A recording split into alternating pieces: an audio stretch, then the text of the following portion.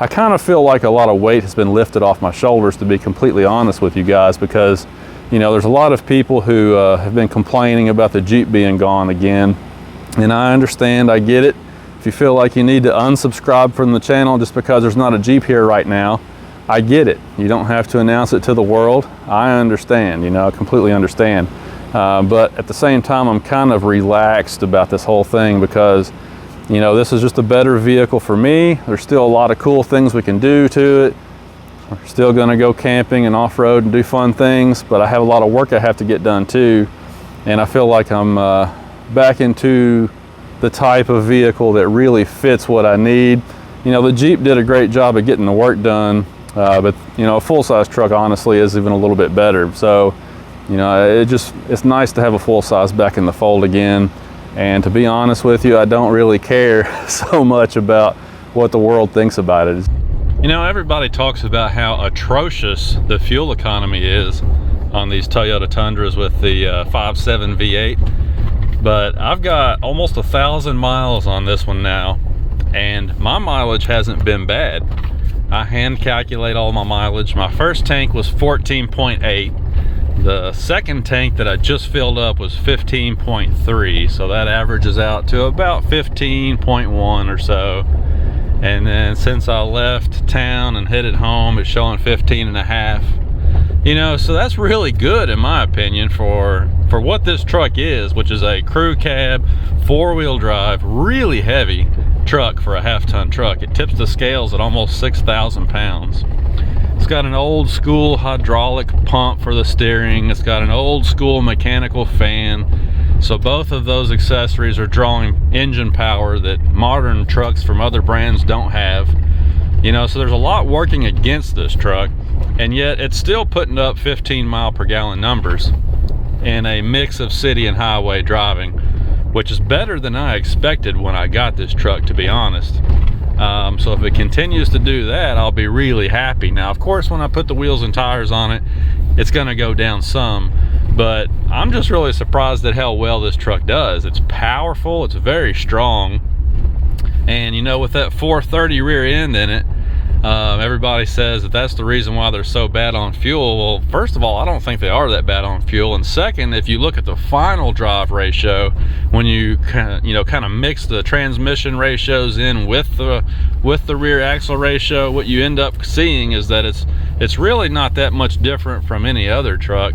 You know, like for example, an F-150 of this same vintage that has a 6-speed automatic, you know, you have to get like a 355 axle ratio, something like that, to end up with the same final drive numbers as this truck. So, you know, the transmission makes a big difference too as far as ratios go. But anyway, it's doing a pretty good job. It's got good power, but it's not really drinking gas like everybody said it was going to. And as I pull up here to the garage, so yeah, I'm kind of excited about that, because when you start off better than you expect, then that means when I put a few little mods on this truck, it might settle in somewhere around where I wanted it to, or where I thought it was going to, not necessarily where I wanted it to, but I expected it to be down in the 14s, and it probably will be after the tires. But anyway, long story short, the gas mileage is better than I thought it was going to be.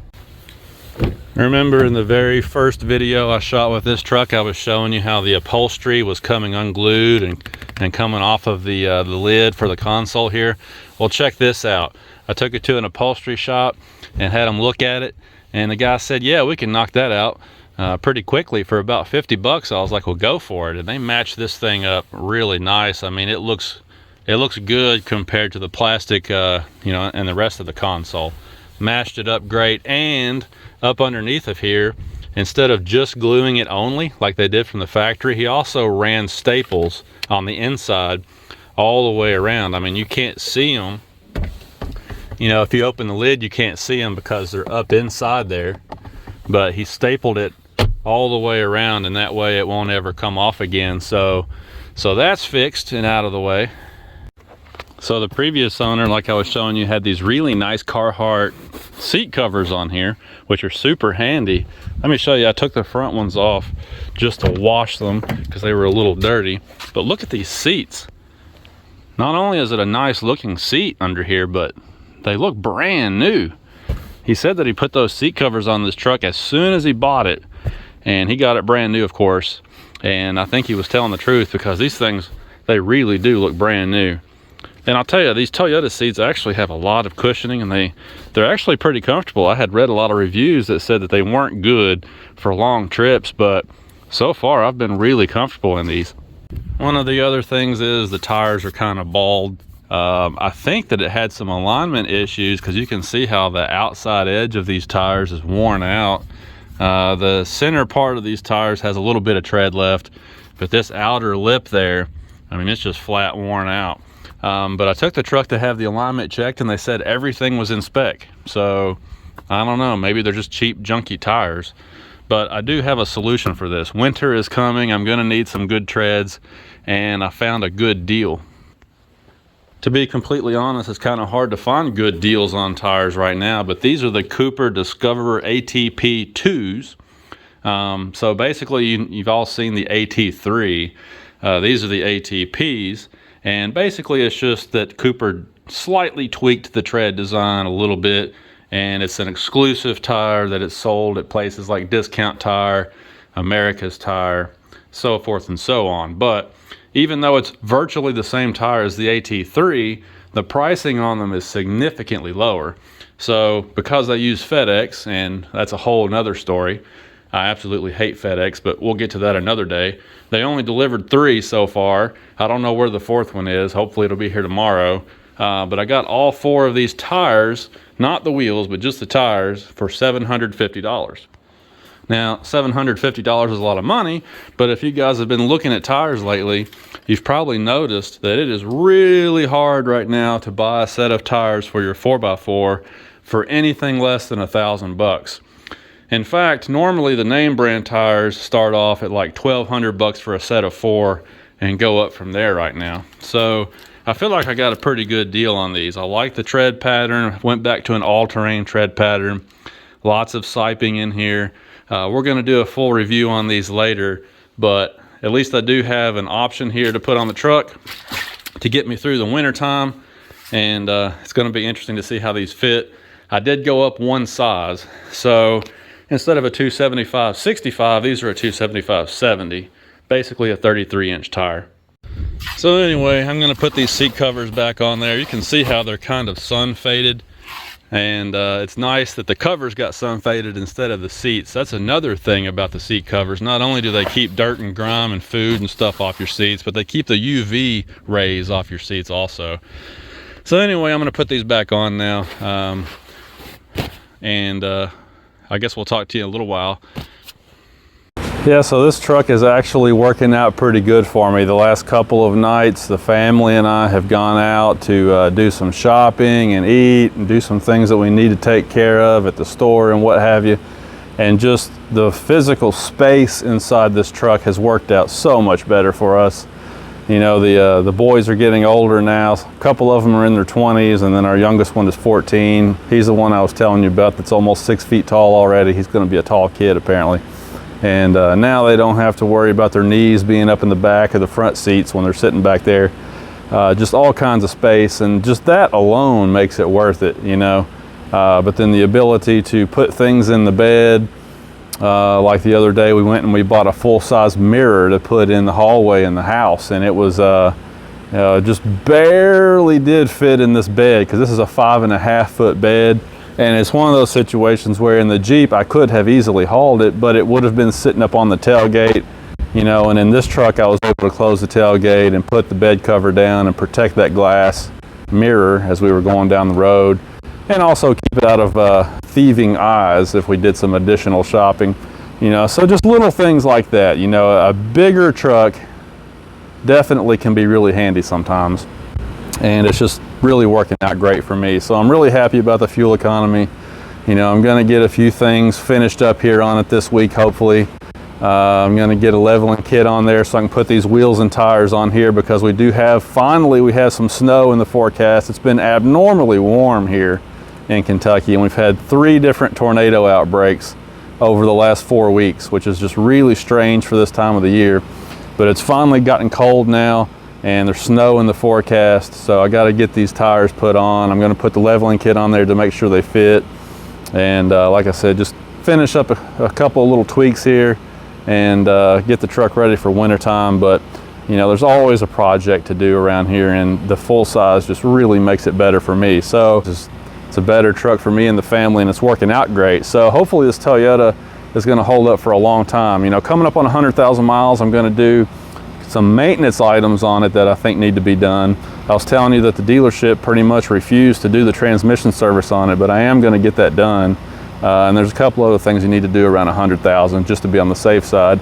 But you know, honestly, it might be cool to see just how many miles we get out of this thing. Anyway, I appreciate you guys watching. Those of you who have stuck with me through this, I appreciate it. And I promise there's going to be some neat stuff coming this winter. Got some projects to work on around the property here, and see what we can get into. Hopefully it's going to snow tonight. I'm ready to push a little bit of snow. I'm tired of seeing tornadoes. All right, guys, we'll talk to you later.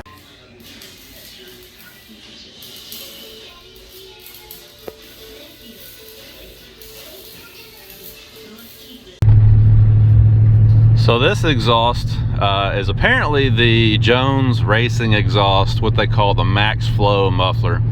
The guy at the muffler shop thought that it was a Flow Pro, so I don't know, but according to the part number that it used, it's actually a branded Jones Racing exhaust Max Flow muffler. If you look them up and look at how they're constructed, it doesn't really matter, because a Jones Max Flow muffler and a Flow Pro Max muffler and a Magna Flow muffler, they're all kind of constructed exactly the same. You got a straight through perforated pipe surrounded by packing material, stainless 409 construction, so they're all made pretty much exactly the same. So take your pick, Magna Flow, Max Flow from Jones, or the Flow Pro. It doesn't really matter, they're all the same. All right, so this muffler is a dual in, single out, and it's about 18 inches in body length. Obviously, when I first left the shop, it was really quiet. That's how they always do. And then after you put some time and some miles on them, they kind of burn in, as we call it, and they get a little louder. So I'm gonna stop talking here for a second. I want you to see if you can detect this muffler from inside the truck.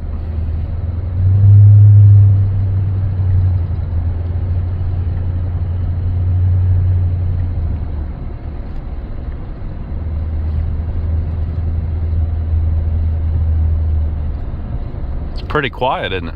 Of course, we're kind of going downhill here at the moment.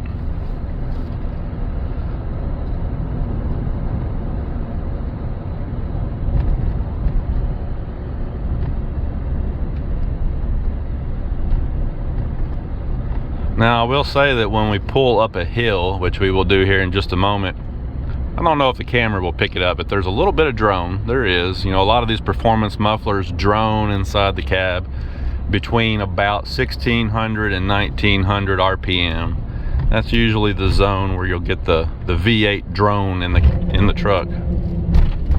And this one does have a little drone. It's not horrible. It's not as bad as a Flowmaster chambered muffler, but it does drone a little bit.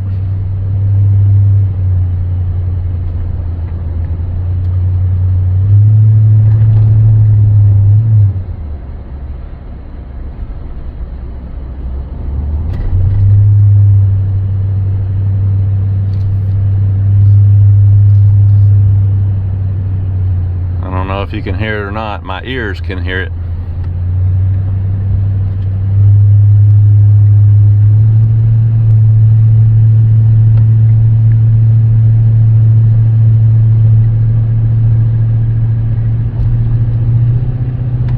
So for the most part, it's fairly quiet in the truck. You can definitely hear it. It's got a performance tone to it, a little bit of drone at certain RPM, but it's not as bad as a lot of mufflers I've had. Outside the truck, a nice deep tone. Of course, the thing on these Toyotas is that it has an old-fashioned 1980s era mechanical fan on the engine, so it sounds like a dump truck. The engine fan kind of drowns out the sound of everything else. But if you can catch this truck when it's completely heated up and the fan isn't spinning so fast, It actually sounds pretty good outside the truck as far as the exhaust tone goes.